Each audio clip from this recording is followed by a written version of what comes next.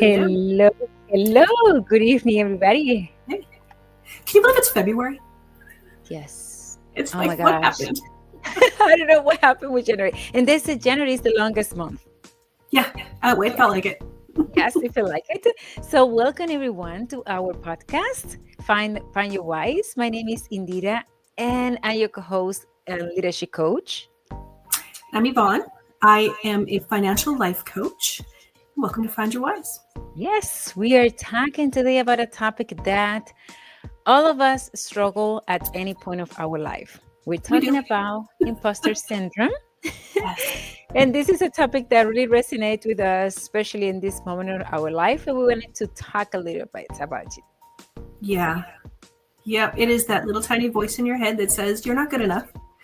And, so many people struggle, even professional people do. I've heard actors talking about how they still struggle from it. So it's not just for people who are trying something new for the first time. That is exactly. It's that feeling of self-doubt that you think that you don't deserve that success, or because you think you can be exposed as a fraud. Right. So it is so important that you have that acknowledgement. And that's why we wanted to bring this topic, because I think it's a lot related to a mindset issue more than sometimes the reality. But we think so much about it that we can make it a reality. Yeah, it's definitely psychological. And of course, it's a well-known fact. I've said it a million times on here that I'm kind of a nerd when it comes to numbers and research and things like that. And so I looked into a little bit, and studies have shown that at least 70% of people have suffered from imposter syndrome at some point in their lives. So if you're thinking you're alone in this, you are absolutely not alone in suffering from this. That is so true. And I was even looking that even Michelle Obama, Tom Hanks, and these type of people that mention that they have suffered from that. So it's so important that we understand, like Yvonne said, that we are not alone on this. Have you ever suffered from it? Have you ever doubted your own success? Yes, I was going to ask you the same question. Absolutely. Yes, so many times. And like I said, it happens sometimes, even not just when I'm studying in my career or when I'm doing something new, even during the process that you're doing it, it's that self-doubt joins in and you kind of experience it. I can tell you, for example, when I was studying this in my journey as a coach in leadership, in the leadership environment, I said, oh my gosh, I wanted to start posting information. And I also wanted to start talking to people about this. But I said, I feel like it's not me. It's like an imposter. And I have to go back and dig into my life and say, wait a minute, I have more than 20 years of experience leading people. So it's not. So I have to go back and check my credentials to feel a little bit more comfortable exposing my knowledge out from other people that doesn't know me. I went through the exact same thing. I come from a financial background. I'm mortgage and real estate. I mean, you have to know about financial stuff in real estate, although being a realtor is not necessarily financial itself. But when I moved from career coaching to financial coaching, which has always been something that I wanted to do. I mean, I'm well studied in it, well versed, not just from a career, but the courses I've taken, the certifications I've gotten and stuff. I still sometimes feel like people aren't going to think that I'm qualified enough. That everybody runs to Dave Ramsey immediately, which I mean, I'm certified through that program as well as others. But it's just, I still am like, people are going to think, like you said, that I'm a fraud or that I'm not qualified enough or something. So even now, I still go through it sometimes. I know we both went through it a lot when we started this podcast. Yes, that is so true. And that's why when we're talking about this, and we said last week, this week we're going to talk about this topic, I said, this is also for ourselves. So that's why one of the things that we said about grow with us, because we are also in this learning process of constantly growing. So, and I was going to say, looking into more of this, did you see that there are like 5 specific types of imposter syndrome? Yes. I was not aware of that until I really started looking into more information about the subject. And I'm sorry, it's beautiful, beautiful weather here finally, and my neighbor is out in his dune buggy. So if you're hearing that crazy sound, that's what it is. But you know what? It's okay. We'll take it. We have 65-degree weather, and I'm joyful about it. Beautiful. Going back to the conversation, I was so surprised about that. I didn't know. And for you guys, so you can know some of the professionalism that you think you're perfect. We both suffer from Yes, that. we suffer. The other one, it was the Superwoman and Superman, and Yep. I was surprised about that one when I saw it. Which one For surprised me, you? the natural genius, I think, surprised me. Um, and I should have known that, because when I was younger, I did not realize that that's what I suffered from, because for a long time going through school and stuff, things did seem to come to me naturally. School was easy. And then when I started to step outside of the easy, Yeah. I thought, why am I not getting this? When I started to look into topics and subjects that I wasn't as well versed on, or that were not natural to me, I was like, why is this not just, falling into my head and being so easy for me? The expert is one that I suffer from. We both have talked about, being perfectionists, and that bothers us. But the expert is one that I suffer from now. Like I said, stepping into, when I stepped into financial coaching, that's the one I think that is my biggest hindrance. So, and the last one is the soloist. yes. And that one, I think the younger you are, the more you suffer from that. And I'm experiencing that with my teenager, because many times I told him, hey, go ask your coach this, go ask this person that. Yeah. I said, why it is so easy for you and dad to go and ask people? I wanted to figure it out by myself. And I said, that's fine, but if you can use some other people's knowledge, maybe it give you some advantage. So, see, for me, the soloist is something that I also suffer from, but not my professional life, more my personal life, because I have been single for so long that I'm used to doing everything on my own. And when something happens and I'm struggling to do it on my own, I really, really avoid asking for help if I can at all do that. So I found out a lot more about myself during this session also, and looking into it. Yes, that's true. And I can tell you, for example, now that you mentioned that, I prefer go and pay for something than ask people to do it. Me too. I don't know if it's the same thing that we're talking about here, but I just realized maybe a little bit, yeah. Yeah, it could be. That's funny. I didn't realize that. Yeah, because I'm the same way. I'll pay like my brother-in-law. He's great. He does all kinds of things at my sister and his house and things like that. But I would rather pay an electrician $400 than to ask my brother-in-law to change a light fixture in my house. Exactly. I know, it's ridiculous, but that's something. Apparently, I suffer from this as well. Yes. Yeah, that's what we're saying, people. It's something that once we start digging into it, we start realizing that. And the important thing is this gives us awareness. Yes. To understand what we're facing, and especially how we can combat that when they show up. But one thing that I found interesting is that where the imposter syndrome comes from. Mm-hmm. And one thing that what we were talking about many times about perfectionism, it's because, for example, you have so high the standards are so high that you have that chronic self-doubt, and you think you're never enough, or you are not. It seems like you're not going to meet. But other one that got my attention significantly was that, for example, your early family dynamics or your environment. And since we are DISC certified, we understood how much the environment can impact on our life. Yes. And this is an example of that. Yeah, because I know that I love that. One thing that I love about the Maxwell versus some of the other DISC certifications that I have, excuse me, is that the Maxwell has 3 sections for you. Where most of them just have your natural self and your self under pressure, the Maxwell has 3 different sections.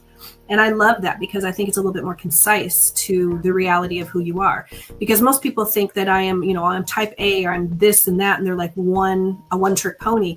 But we're not. When we start looking more into ourselves, we can find out we are a multifaceted human being, and there's many parts to us.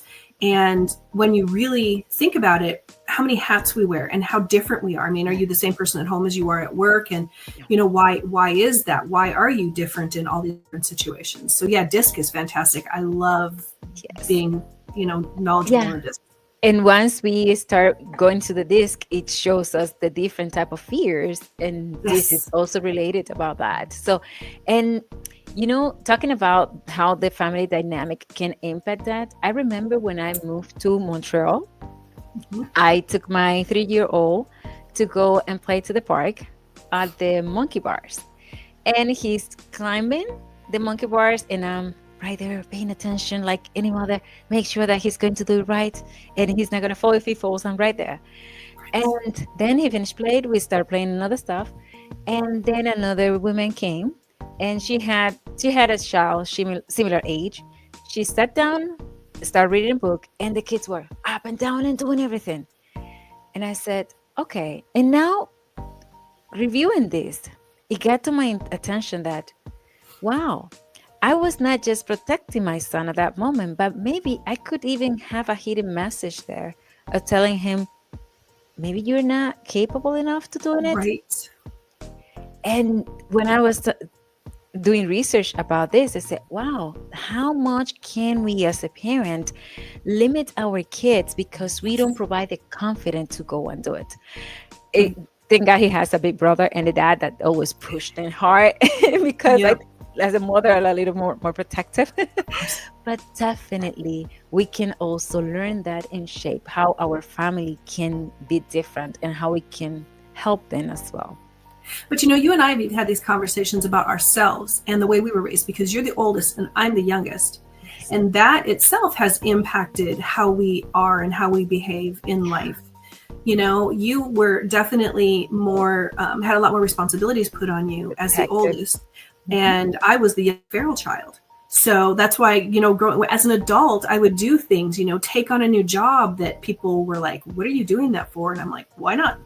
Or move across the country just because I could. And people are like, you're so brave. And I'm like, I don't see it as brave. This is just who I am. So yes, our childhood conditioning can affect a lot of how we are and how we end up. That's so true. Another one is our social pressure. Yes. And oh my God. Social media falls into that too. Yes. Social media, especially even in our leadership role, it impacts significantly how you see people as a woman as well. I remember that just a few weeks ago, I was sitting at a table and I was the only woman in close to 30 minutes. And it can feel intimidating sometimes if you don't know how to manage yourself and stuff like that. Exactly. Especially because I'm in the manufacturing environment. Maybe it's not the same ratio on other areas, but in the areas that I am, there's so many men on the leadership role and very few women, and that costs you sometimes. You feel, do I really deserve being here? Am I capable enough? I'm saying the right words? And you have always that battle in yourself, and you have to be able to quiet and be able to take control that portion. Well, does being a minority also affect that for you? Yes, that also, it's something that you start thinking. The good thing is that, for example, in my company, there is a lot of diversity, which is good. Yeah. But, and I think I haven't faced it significantly as I see other people face it. Okay. Because also when I was in Canada, there's a lot of immigrants. So it's very easy to manage in a very good way. But it's not necessarily because all the people put that into you. It's sometimes how you Yourself. face it. Yeah, how you see yourself. But as a minority, and I don't, maybe it is a little different in the United States versus Canada or something for you. But when it comes to imposter syndrome, being a minority, like you said, you've been in the same industry for a long time, but you're also saying there's a lot of men there. So as a minority woman, do you ever feel that, that do you ever feel that the men are looking at you like, she's a minority woman, she can't do this? Or are you saying that they don't and you're putting that on yourself?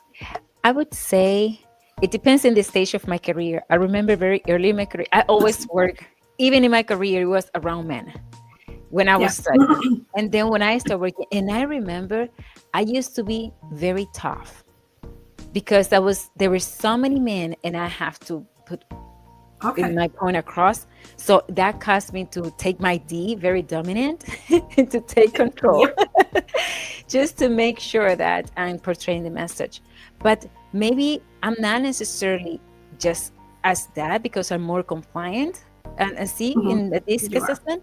But the fact of being in that environment, I have to take that portion and take control. So yes, it affects significantly. Just we don't know because we manage it in a different way. Yeah. Yeah, that's interesting question. I like that.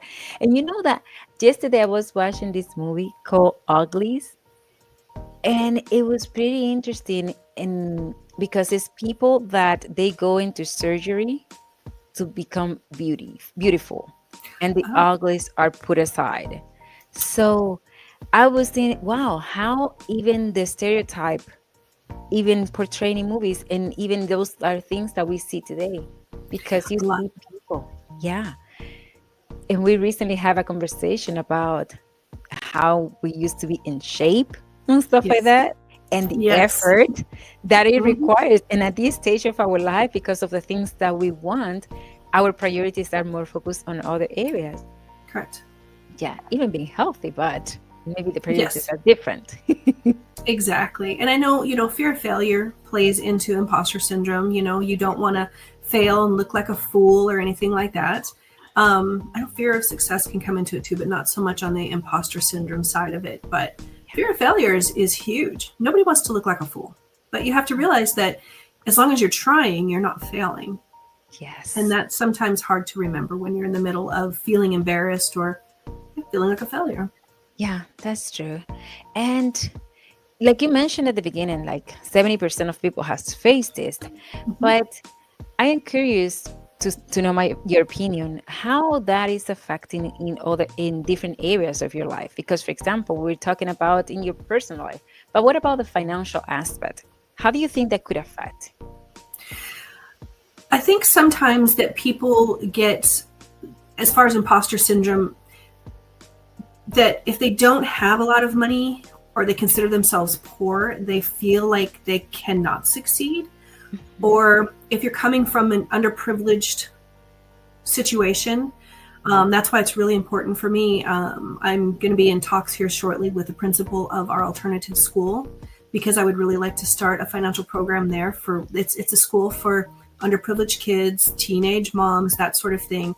And I really want to work with them with this because so many of them feel like, my parents had nothing. Yeah. This is just my lot in life. And it doesn't have to be that way. Um, and there's a lot of it is a psychology when it comes to Yeah. that, when it comes to, lifting the lid on what you feel like you can do in life, in your career, in anything. Yeah. So that's a deep dive right there. But yeah, it does definitely affect finances. And a lot of times too, if you come into money, that Mhm. you have imposter syndrome there, also thinking like, I don't deserve this. I Mhm. didn't, not necessarily you didn't earn it, but sometimes that you didn't earn it. So it can affect you either way, whether you have money or you don't have money. Oh, that's interesting. And I was even thinking now that you mentioned that, for example, in the work environment, even if you don't feel you wouldn't necessarily ask for a raise or try to show your worth to deserve what you deserve because you feel you can have that imposter syndrome that could also Yeah. affect you. Well, that's why it's really important to, talk to somebody about it. If you're wanting to go for a promotion or you feel like you deserve that raise, but you're inside, you're like, I know they're going to say no, they don't think I'm worth it or something. Talk to somebody, hire a coach, go through some Yeah. career counseling. There's ways around it. There's things you can tell yourself also to work through it, but it can definitely play a role in your work. It can play in financial, it can play in romantic situations. Imposter syndrome is not exclusive to Yeah. just work or money. It's in every aspect of your life that it can ruin chances for yourself. Yeah, like you said, in your personal life, even in your personal growth, you can Yeah. become even a people pleaser Oh yeah. because you wanted to do so much. So you think that you're worthy and people that you Yeah. deserve people's attention. So that can even affect in your relationships as well. Yeah, there's a lot of things that you can check on yourself just to say, do I maybe suffer from imposter syndrome? And there's a lot of things that you can look for in your own life that will let you know that this might be the case, especially if you feel like you're wanting something or you've been working towards something and it's just not happening. that, if you're downplaying, like if you've achieved something or you've reached a goal and people are congratulating you or something, and you downplay that achievement, you're like, nah, it really wasn't a big deal, or something like that. I mean, that's one little sign that can let you know that, you're undermining yourself already. There's a lot of other things too. Yeah, for example, in the leadership world, like I was talking before, you can paralysis in making decisions. Oh, yes. And also face it. Also, you can avoid any opportunities that you can have different projects or being able to go and really put your effort as you think and you have the capabilities, because you feel that you really can decline those challenges. So I think that's definitely you avoid those challenges. Exactly. So it's so important to have that awareness and start observing you. More importantly, because when we put the mirror in front of us, we start seeing things that definitely we don't see in other situations. That's why knowledge is important, but also how we apply those knowledge and start understanding who you are. That's really when the difference comes, because you start understanding your values and the value that you have, independently of the results that you get. So when you start seeing these things in yourself and you realize that this might be a problem, what are some things that you can do to overcome it? Yeah, some of the things that, for example, the first thing is acknowledging your feelings and your emotions, because that will definitely help you to have that awareness, as I mentioned before. That's one of the things. The other thing is that reframe those thoughts. Yes. And start looking in your successes. Like I said at the beginning, I went back and reviewed my history. Oh, I have been in this amount of companies. I have done these successes. That these are my results. That give you, it's not brag. It's recognition. Right. It's understand the values that you have and those achievements that you make it happen. And maybe at the moment you think it was not a big deal, but once you look backwards and you say, wow, I was able to do that. Like I said at the beginning in one of the podcasts, when I moved to Canada, nowadays I say, oh my gosh, I was a little crazy. It was a really challenging. Yeah. But because sometimes you are not paying attention to all the details, you're just looking at the results. But that is important, that you recognize who you are, what you have accomplished, and you can use those same tools to move. So instead of saying, I don't deserve this, maybe be like, you know what, I worked really hard for this. Yes. And recognize the effort that you've put into it. Yes, that's good. And like what you're talking about, count your wins. We've said this a million times, probably every episode. Yeah. Celebrate your wins. Acknowledge those wins. Know that you have done good things. Yes. And, it's not bragging points. Like you said, these are facts, and they're good facts. Like you said, for example, look for a mentor, seek for feedback, and continue learning, because it's not the same when you're starting something, because when you study, be patient. Sometimes we are studying something and we are comparing ourselves at the start with someone else that have years of experience. Exactly. But if you continue learning, you're going to get there, but be patient. Right. Well, and, you need to understand that, especially when you're starting something new, or you're, continuing on improving what you already know, that growth can be uncomfortable. It doesn't mean that you're incapable. Yes. And so sometimes that feeling of, being a little uncomfortable means that you are growing, and be like, this is cool, because when it's not always easy, and they always say, growth is on the other side of comfort. It's the same thing. It doesn't mean you're a failure, that you're not capable of doing this. Maybe you just need a little bit more effort, or maybe it means you are finally putting in the effort. So, or maybe change the strategy, or maybe hire a coach, or maybe look for someone that already have accomplished what you're looking for. Exactly. But at the same point, then don't compare yourself to them. You got to remember that, use them as a model of something to work toward, not that you're should be measuring up to the same thing as what they're doing. So that's a very good point that you brought up there, because today with all the comparison that we suffer, it's hard sometimes to separate who you are, and because you're comparing yourself with so many things that you've seen on the outside, with the expectation that you think you can become. But I'm comparing myself today with that expectation of me in 10 years and 20 years Exactly. without respecting the process. There's a process that will get you there. If you put your time and energy and effort, you will get there. But there's a time that has to continue the actions. Well, and with along with that, talking about growth is you've got to start somewhere, and you've got to start in order to get to where you want to be in a week, a month, a year. And something that you and I have learned a lot with dealing with our business coach is done is better than perfect.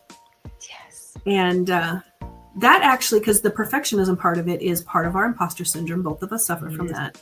And that's one thing we did with this podcast is we're like, you know what? We're just jumping in. We planned it in September, started in October. Yeah. 14 episodes later, far from perfection, but we're done. We've done it. Yes, that we're doing it.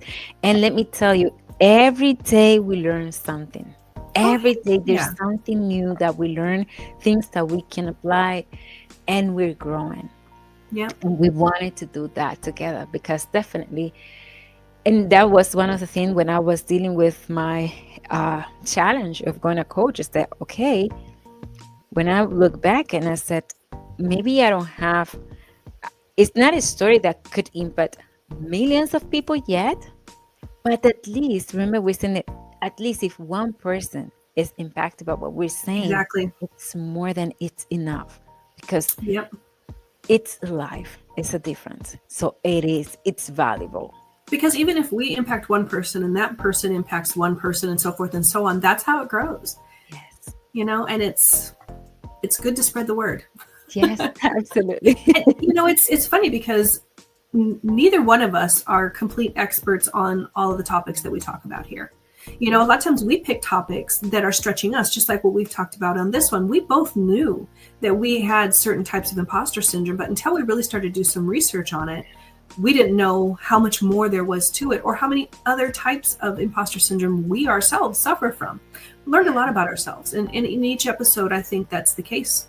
We're stretching our wings and trying something new all the time, even though we're thinking we could really bomb this, but we're doing it anyways. Yeah.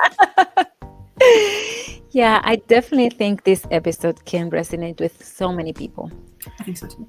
And the most important thing is, for example, my point of view, it's to have that awareness.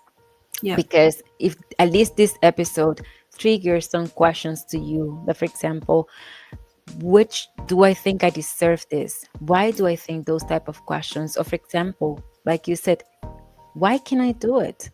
If you start questioning yourself, you can start understanding what imposter syndrome I'm suffering. And if at least this takes you to that place of questioning yourself, I think it's worth it, this episode. Yep. And you know what? You can never solve any problem unless you acknowledge there is a problem first. Yes. Plain and simple. You have to know and understand and accept something needs to be fixed here. Yes. And the only way we can do it is by taking actions. Yeah. Well, I just really hope that our listeners recognize their worth. Don't be afraid to take up space and be who you are and own your achievements. Be proud of those things. Stop shying away and hiding yourself all the time. Yes. Hard not to do sometimes. Really hard not to do sometimes. Yes. I'm an introvert. It's hard for me every time we get on here. I enjoy it. I have a good time, but I'm always pushing myself to get on camera every time. So you will see. There's one day, I don't think there's going to be a day that you feel, oh my gosh. But I think, like you said, every time that we show up it's one more time that we learn something new. So I think it's worth it. I agree. If anybody here that's listening, whether it's, first thing in the morning or 2 weeks from now, if you like what you've heard, DM us or leave a comment or something like that. Let other people know that they're not alone, because there might be a lot of people out there listening going, well, that's me, but I don't want to say anything. You can also go to our Facebook page, the Find Your Wise Podcast Facebook page. Leave comments there too. We will get back to you if you want us to. Not a problem at all. We'll do it. Perfect. We hope that you have enjoyed this episode. And like Yvonne said, please like, subscribe, and share this episode to someone that you understand that they can help. We see you next week. Thank you so much. Bye. Bye bye.